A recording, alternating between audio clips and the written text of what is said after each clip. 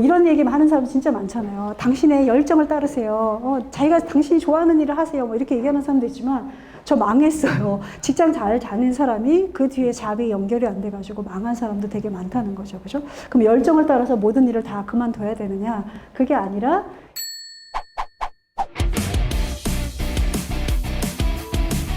이제 두 번째는 이제 업무를 재설계를 하는 건데요. 업무의 재설계 키워드는 가치예요. 가치. 특히 상대방한테 주는 가치를 어떻게 줄 거냐를 초점을 맞추는 게 중요하죠.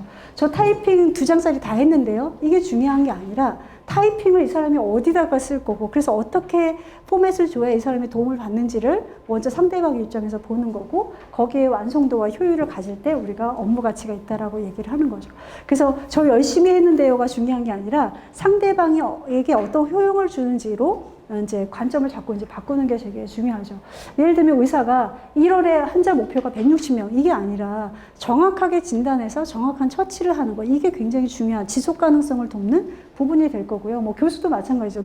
뭐 예를 들면 재미용을 위해서 몇 개를 쓰는 게 중요한 게 아니라 얼마나 유익함을 줬는지, 이것도 중요하고, 사회복지사가 내가 몇 사람을 만났어야가 중요한 게 아니라 얼마나 많은 사람한테 취업이나 주거에 있어서 도움을 줬는지, 이런 변화의 정도가 아니라 이제 창출되는 크기에 따라서 이 가치를 자꾸만 생각해 볼 수 있도록 돕는 거죠. 재밌는 거 하나 제가 보여드릴 건데, 저희가 이제 뭐 코칭이나 이런 걸 하고 나면 이제 보고서를 저희가 이제 보내게 돼요. 근데 만약에 5명이 이제 협업해서 어떤 조직의 리더들을 코칭했다라고 얘기하면 보고서가 다 다른 거예요. 그러면 이제 보고서를 받아가지고 거기다 보고할 때 저희 이제 구성원, 연구원들이 막 파죽음이 돼요. 막 포맷도 다 다르고, 어떤 분은 5줄밖에 안 쓰고, 어떤 분은 20줄 쓰고, 막 이런 거를 톤을 조절하고 막 이러느라고 너무너무 어려워하는 거예요. 그래서 이번에 어떻게 하면 고객도 좋아하고, 그 다음에 코치들도 의미 있는 작업이 될 수 있게 할 수는 없을까? 해갖고 이 가치를 조금 더 초점을 두는, 그래서 이걸 가지고 이제 녹음을 한 거예요. 그래서 한번 잠시 들려드리도록 하겠습니다. 기존 코칭 성과 보고서 잘 작성해 주셨지만 보완이 필요한 부분들도 있었는데요. 먼저 코치별 보고서가 작성이 좀 상이하다 보니까 코칭 내용을 파악하거나 보고서 취합하는 데 좀 어려움이 있었어요.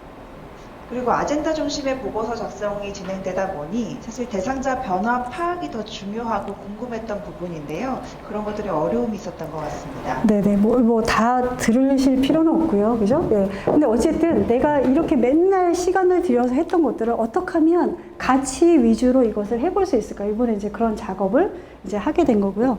사실 가치를 높이는 방법이 여러 가지가 나오는데, 내용이 맞는가, 방식이 맞는가, 이렇게 해서 5가지 부분으로 나와요. 그래서 이걸 가지고 이제 지금의 이 보고서를 어떻게 좀 다르게 할 수 있을까? 예를 들면 더 싸고 빠르게. 그래서 이제는 새로 만약에 진입하는 코치님이 있다 그러면 이 영상하고 보고서 양식만 딱 주면 알아서 하실 거고, 만약에 포맷이 다르면 코치님 2분 30초 거기 한 번만 다시 들어주세요. 이렇게 얘기하면 더 빠르게 갈 수 있겠죠. 그죠? 네. 이렇게 업무의 가치를 조금 더 잘 창출할 수 있도록 이제 돕는 일이 필요하다는 거죠.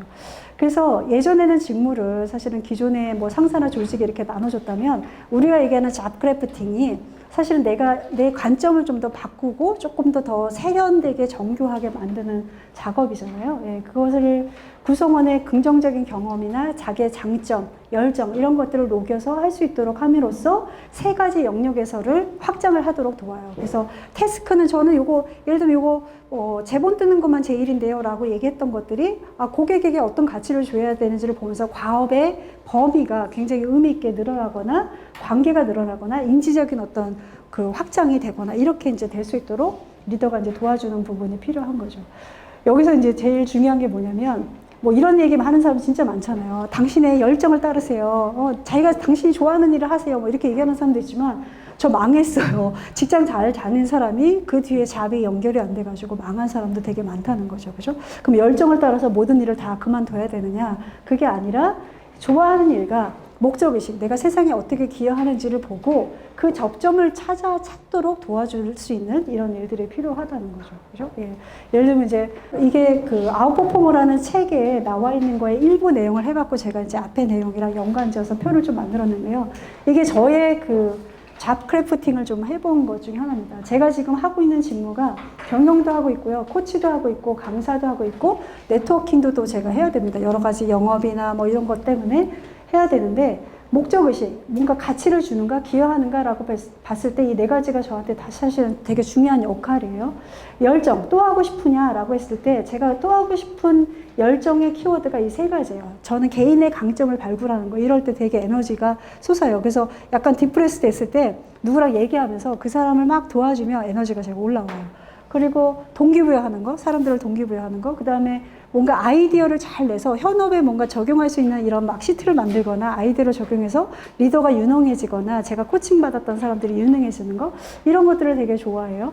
강점은요, 막 좋아하진 않지만 남들이 잘한다라고, 그래서 퍼포먼스를 꾸준하게 낼 수 있는 게 이런 약간의 논리적인 전개, 예, 이런 것들을 좀 잘하고, 대인 민감성이 좀 높고, 시뮬레이션, 제가 이 강의를 하기 전에 얼마나 많은 시뮬레이션을 했는지 몰라요. 이런 것들이 저의 이제 역량이라고 볼 수 있는데, 경영, 코칭, 강사, 네트워킹 이렇게 봤을 때 이게 세 가지가 일치할 때 가장 폭발하는 거죠. 에너지가. 그죠? 예. 예를 들면 1대1 코칭은 저는 진짜 나이가 들어서 정신만 올바르면 할머니가 돼서도 계속 하고 싶은 게 이 코칭, 1대1 코칭이고요. 강사는 좀 재미가 없긴 해요. 약간 몇 가지가 일치하지 않아서 막 여러 사람 앞에서 떠드는 게 별로 맞지는 않는데, 그렇지만 잘한다고 하니까 이제 계속 좀 해야 되는 거고요. 경영이 맞지가 않아요. 경영이 어려워요. 이런 거는 좀 쉬운데 저하고 잘 안 맞고, 제일 어려운 건 네트워킹이에요. 진짜 저는 막 나가서 여러 사람, 낯선 곳에 가는 것도 싫어하고, 막 나와서 뭘 떠드는 것도 싫어하고, 막 그래서 이런 모임에 가면 구석쟁이에 몰래 앉아서 이렇게 숨어 있거든요. 예. 근데 제가 어쨌든 이 회사의 대표이고 얼굴 마담을 해야 되는데 이런 역할이 진짜 많이 필요하잖아요. 그러면 이게 일치하지 않기 때문에 하지 말아야 되는가가 아니라 어떻게 하면, 그래서 지속 여부를, 그래서 예를 들면 이거를 다른 사람한테 줄 수도 있겠죠. 근데 제가 만약에 일부를 해야 된다면 일부를 하게 될 때 앞으로 투비 어떻게 해야 될까? 내 강점이나 장점, 강점을 사용해서 이 일을 좀 잘할 수는 없을까? 해서 조금 더 저의 일을. 그래서 제가 예를 들면 여러 사람과 같이 뭔가 미팅하고 이런 건 어렵지만 글을 쓰거나 이렇게 뭔가 특강을 하거나 이런 거는 잘하니까 그런 부분으로 지금 오신 분하고도 네트워킹이 되잖아요. 이런 방식으로 나의 강점을 잘 활용해서 나의 직무를 좀 더 의미 있게 할 수는 없을까? 이런 방식으로 이제 리더가 코칭을 좀 더 진행을 해야 된다는 겁니다. 그래서 2단계에서는 업무를 재설계하도록 코칭하는데 생산성, 100장 썼어요가 아니라 그게 어떤 가치를 주는지 마인드셋을 변할 수 있도록 도와주고, 아까 5가지 방법, 예, 이걸로 자기 일을 좀 생각해 보게 하고, 더 중요한 건 뭐냐면 자기가 맡은 몇 가지의 직무를 조금 더 목적과 열정, 자기의 강점 이런 것들을 잘 믹싱해서 자기가 좋아하는 방식으로 할 수 있도록 도와주는 게 이제 필요하다는 거죠. 익명 게시판 아시죠? 그죠? 조직 내 익명 게시판을 활용을 하면 어떨까 싶은데, 코치님 어떻게 생각하세요? 그래서 제가 그 고민 왜 하게 되셨을까요? 그랬더니 괜히 다른데 블라인드 사이트에 가서 우리 회사 욕을 막 실컷 하느니 내부에서 욕하게 두면 어떻겠냐는 거예요. 그래서 그런 이점도 있겠네요. 뭐 단점도 있나요? 또 다른 목적도 있나요? 뭐 이렇게 얘기했는데 결론은